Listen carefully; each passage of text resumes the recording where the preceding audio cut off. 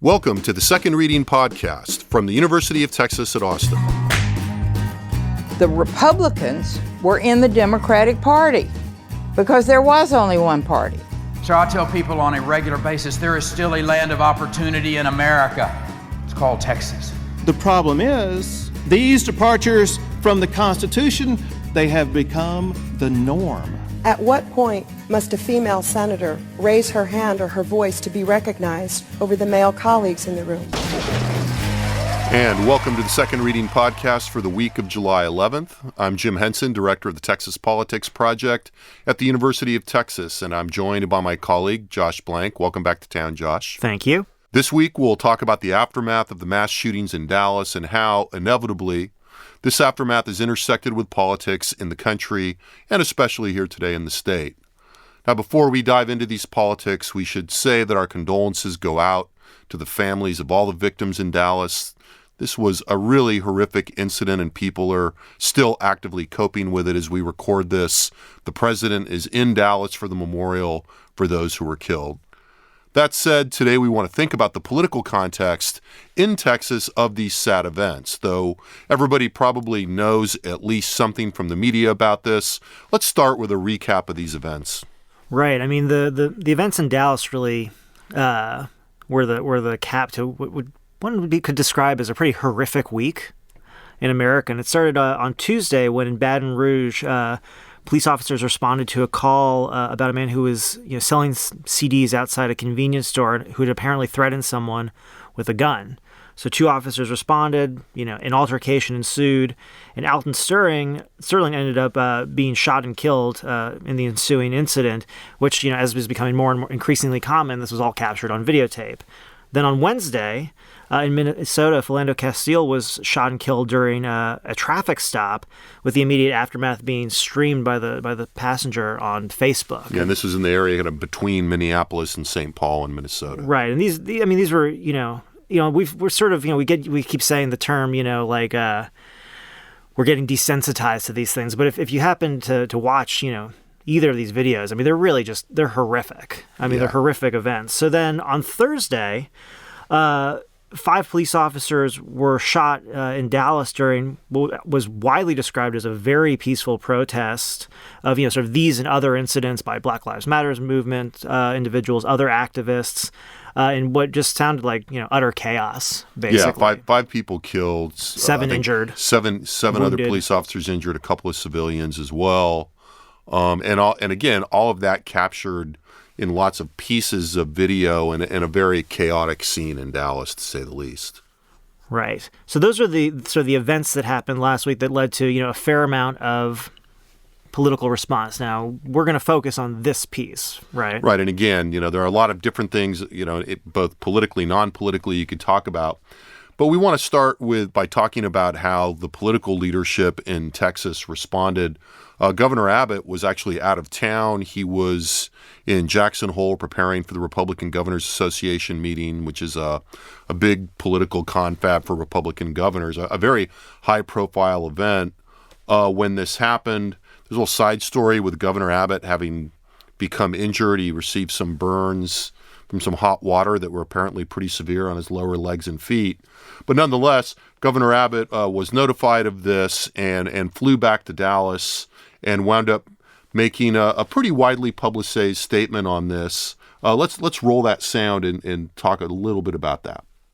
Most importantly, today, on this day, and in the coming days, the primary message is one word, and that is unity. We need to understand that Texas has its own brand of principles that have helped elevate this state to true exceptionalism. Texans need to unite behind those very principles that will continue to elevate Dallas and the state of Texas. One of those principles is respect and reverence for the men and women who wear the uniform. Another is that we, the citizens of this state, need to play our own active role in ensuring safety and security in our communities, as well as justice and prosperity across the state. When we unite together behind those principles, we will ensure the Texas of tomorrow will be even better than the Texas of today. So Greg Abbott sounding very gubernatorial there in many ways at the broadest level, calling for unity, invoking Texas citizenship in a way that's very familiar for people that are from Texas. But also probably signaling, sending some more subterranean signals a little bit there, particularly the point about citizen responsibility and citizens participating in the safety environment. Let's just go ahead and then contrast that a little bit or compare it to, not to give it away a little bit, Lieutenant Governor Dan Patrick went on Fox News the morning after the shootings. And we should preface this by saying this is a moment when there was still a lot unknown. This unfolded in Dallas relatively late in the evening. The situation with the actual shooter who was eventually killed by the Dallas police didn't really resolve itself until the wee hours of the morning. And there was still a lot of, misinformation, uncertainty circling about as to, to a lot of the details of this. So he's responding not from a place of full information. Right. So let's roll that sound from Lieutenant Governor Dan Patrick. All of these officers, has been said last night, lost their life protecting people who were protesting against them. This has to end. I grew up in a world, I've been around long enough that we've always had bad people, we've always had dangerous people, but the general public respected the police. Too many in the general public who aren't criminals but have a big mouth are creating situations like we saw last night. Now that was actually, as we were pulling those clips out, even with the big mouth comment, that's actually one of the more diplomatic elements of the lieutenant governor's interview that morning. Yeah, I mean, the part that was sort of most widely sort of grasped onto by the media was that basically that, he blamed the Black Lives Matter movement for the event. Directly, yeah. Yeah, and called everybody that ran away from the shots as the police were trying to respond hypocrites for expecting the police to protect them when they were there protesting in part police violence. Right. Now, I think it's hard not to listen to those two clips, even in those short pieces, and not see, at least on the surface, for sure, a contrast in tone. Right, and I think just as at the outset, it's worth saying there's sort of this is what the media sort of latched onto first, was sort of here was Patrick's immediate response and sort of the bombast, I guess, and the blame, and contrast that with Abbott's very steady, very calm kind of, hand in sort of approaching this. And to some degree, there's reasons to look at it this way, but this is also part of a larger arc and narrative, right? Yeah, I think that's right. I mean, I think the initial media responses actually characterized Abbott's response as a direct rebuke to Dan Patrick, which doesn't seem quite right to me. Right. I read that and I said, oh, okay, let me go, look deeper in this and really see what this is. And the idea was that, whereas Patrick was blaming Abbott's calling for unity, and the idea was that his call for unity was somehow directly informed by Patrick's response, which, one, I don't think that, if you kind of say on its face as the governor of the state and sort of dealing with this tragedy, I think he's just responding to the situation probably in the way that I think that's he's really supposed sensible. to. But also, I think if you look at, the specific, if you really start to look deeply at sort of, Abbott's open letter, which is published in the Dallas Morning News, he does make these references to those who seek to divide us. And the media, a lot of the media were quick to say, oh, this is a rebuke to Patrick. They pull out these two clips where Patrick is blaming the Black Lives Matters protesters, and Abbott's saying, we have to, basically protect ourselves from those who seek to divide us, and say, oh, see, he's talking about Patrick. I'm not really sure that's what he was talking about. I think it really depends on the listener, and I think, this is one of these things that we see all the time, and it does go to this your question about the wider arc here. Reporters tend to be looking, or if they can find it, for some conflict. And in particular, in the case of the governor and the lieutenant governor, we know that there is an expectation that while they're members of the same party, they are vying, as most governors and lieutenant governors have, especially in Texas in particular, in Texas, for attention and for position and for political influence. Now, That doesn't mean they're at each other's throats all the time, but there's an inevitable bit of contention here. The press has certainly picked up on it, and it's something that's very front and center because both Abbott and Patrick were both elected in 2014 after the same people had been in office for a long time. So there is a lot of curiosity among political insiders and observers about how the two are settling, if you will, in these two offices, and that gets played into this. But So do you think their responses were actually, I mean, again, certainly in tone they were different. Yeah. But in substance, would you say that they were significantly different from each other? Was there more similarities and differences? I would argue that they're probably much more similar than they are different, in the sense that they are both aiming to set a tone in terms of the call for unity, but without abandoning their underlying beliefs and assumptions about who really deserves pride of place here, if you will, and probably most importantly, the audiences that they're trying to reach with particular messages. And so I think your point is exactly right in terms of saying, when Greg Abbott says we need to paraphrase, not respond to those who would divide us, and leaves it at that. Dan Patrick is in style and in his ambition, I think, much more direct, much more combative. And so his message is also, we need to, not hear the voices of those who would divide us, but he's going to call them out and say exactly who he thinks is dividing us. Right, exactly. I mean, you can see the difference. In a lot of ways, it's the difference in style between someone who's a former radio host, which it comes through so clearly on that clip, versus someone who's a former lawyer, judge, attorney general. It's very careful, and the words can be parsed a little bit differently. So then I think we can agree that, despite what was written about this, Abbott didn't really rebuke Patrick. Right. I mean, that was I think that was a read. Actually, the press rebuked Patrick. Yeah, the press definitely and the rebuked Democrats. Patrick. Right. So did Patrick misfire here? Yeah, I think that's a good question. I would have to say probably not, in the sense that, we can talk about public opinion. There's an audience among his base and in the public for that. Mm-hmm. And frankly, Dan Patrick is cultivating an image, or, as everybody says now, a brand. Right.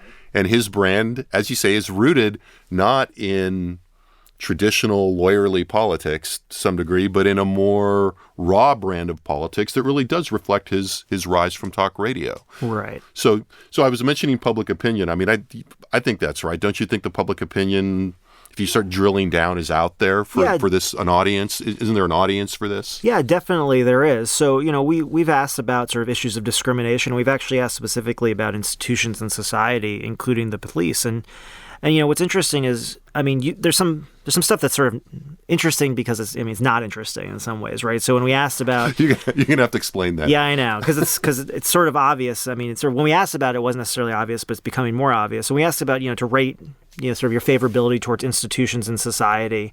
Overall, the number one and number two institutions, according to Texans, this was back in February of 2015, were the military number one, viewed favorably by 78% of the Texas registered voters. And then the police were number two by 57%. Now, if you look at white Texans, 81% had a favorable view of the military, 65% of a favorable view of the police. If you look among black Texans, 66% had a favorable view of the military, only 29% had a favorable view of the police. Now, this is, consistent with sort of, in a lot of ways, national attitudes, right? So around the same time, Pew asked whether, blacks are treated less fairly than whites by the police. That's the Pew Research Center, a big national research think tank. Right. So this is looking at all Americans, and 50% of whites said that blacks are treated less fairly than whites when they're in their dealings with the police. 84% of blacks are this way. And so this is the public opinion underlying this, but then, sort of broadly, but then if we look at who Patrick is most concerned about, and again, this is in Texas, where it's sort of a non-competitive general election environment, and the main, concern for most Republican statewide office holders is whether they'll get challenged in an upcoming primary. Among the, basically Texas Republicans, 73% have a favorable view of the police. Among Tea Party Republicans, 70% have a favorable view of the police.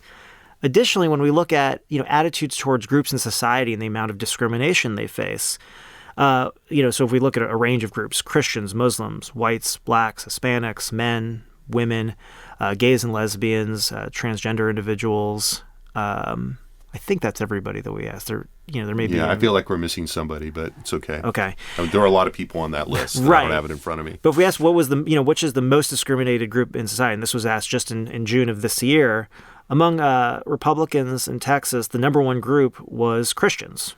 40% of Texas Republicans say Christians are the most discriminated against group, 17% Muslims, 13% whites, and only 6% say African Americans are the most discriminated against group. Amongst Tea Party Republicans, who are sort of seen as being so active in Republican primaries, 48% said Christians, 14% said whites, only 9% said blacks. So, this is to say that, when Patrick is, let's say, elevating, an institution like the police, there's a wide swath of Texans, especially those who are likely to vote for him in a primary, who share that opinion. When he, let's say, disparages the Black Lives Matters movement as a cause of this kind of tragedy, the fact is that there are a lot of people who vote for him who don't see blacks as facing the type of discrimination that the Black Lives Matter movement is trying to elevate into the national conversation. Yeah, I think that's exactly right and well explained, and I think that there are ways in which, as you hear the appeals from both Abbott and from Dan Patrick, tapping into that wellspring of support for an institution like the police, like the military, the sense of law and order, it's hard to not see that as a winner in Texas, and for two different reasons. I mean, I think on one hand, there are these deep roots of kind of traditionalism in the political culture in the state. It's a very socially conservative state that is not quick to be critical of institutions, like particularly institutions of law and order, if you will. No matter how much we talk about how much discontent and criticism of institutions are out there, a lot of that, as those same numbers reveal, are focused on the federal government.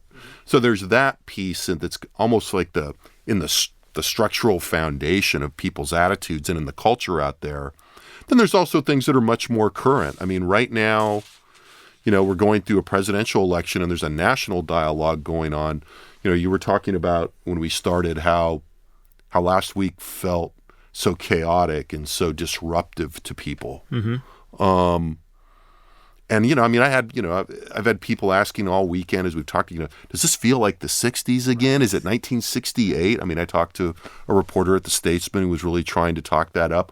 I'm not sure that's quite right, but that feeling is really out there. And frankly, at the presidential level, which we'll have occasion to talk about later, Donald Trump is channeling that. I mean, Trump tweeted yesterday, or maybe even this morning, this election is a choice between law, order, and safety, or chaos, crime, and violence. I will make America safe again for everyone.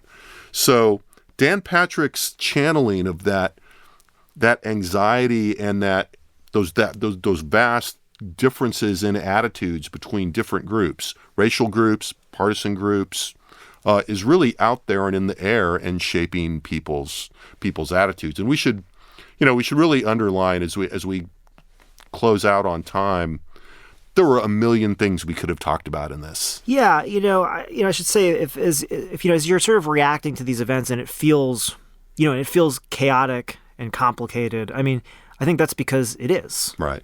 And if it seems simple, or if these incidents, events, and the reactions to it seem like they're about one thing, it's probably because you're looking at it too simply. Now, part of this is sort of, again, not to throw another shoe at the media here, but part of this is just the nature of cable television, right? Because then you'll have to borrow one of mine. Right.